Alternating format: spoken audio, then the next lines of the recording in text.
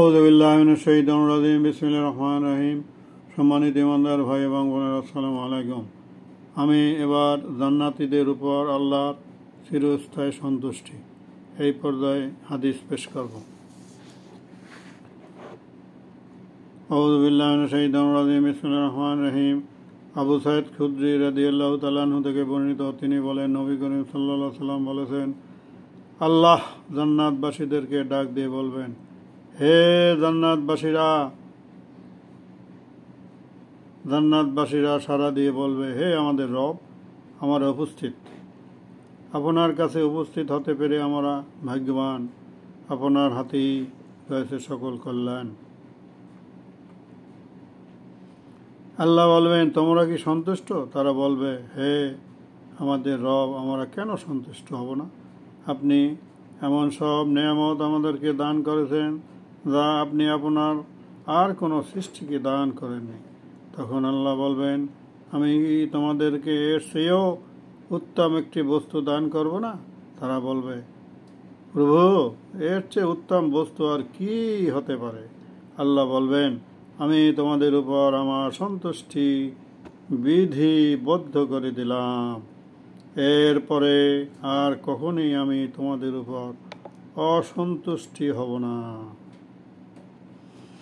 এখানে আরেকটি হাদিস আছে। হাদিসটিতে বলা আছে, জাবির রাদিয়াল্লাহু তাআলা আনহু থেকে বর্ণিত, তিনি বলেন, রাসূলুল্লাহ সাল্লাল্লাহু আলাইহি ওয়াসাল্লাম বলেছেন, জান্নাতীরা যখন জান্নাতে প্রবেশ করবে, আল্লাহ তাদেরকে বলবেন, তোমরা কি আর কিছু চাও? তারা বলবে, হে আমাদের রব, আপনি আমাদের যা কিছু দিয়েছেন এর চেয়ে উত্তম আর কি হতে পারে? আমরা আর কি চাইতে পারি? তখন আল্লাহ বলবেন, বরং আমার সন্তুষ্টি হলো সব কিছু চেয়ে বড়, সবচেয়ে মহান। এখানে আরেকটি হাদিস আছে। আবু হুরায়রা রাদিয়াল্লাহু তাআলা আনহু থেকে বর্ণিত, একদা নবী করিম সাল্লাল্লাহু আলাইহি ওয়াসাল্লাম কথাবার্তা বলছিলেন। এ সময় গ্রামবাসী এক ব্যক্তি তার নিকট উপস্থিত ছিল। নবী করিম সাল্লাল্লাহু আলাইহি ওয়াসাল্লাম বললেন, জান্নাতবাসীদের কোনো একজন তার রবের কাছে জান্নাতে চাষাবাদের অনুমতি চাইল।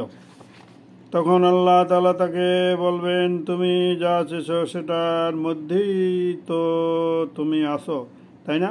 সে বলবে, হ্যাঁ, তা তো অবশ্যই, কিন্তু আমার চাষ করার খুবই আগ্রহ।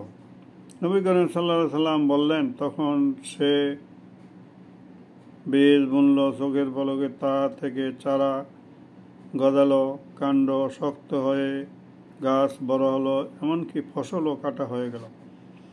কর্তৃত সেই ফসলের আকৃতি হলো পাহাড় সমান। তখন আল্লাহ তাআলা তাকে বলবেন, হে আদম সন্তান, এগুলো নিয়ে নাও, কোনো কিছুই আসলে তোমাকে তৃপ্ত করতে পারবে না।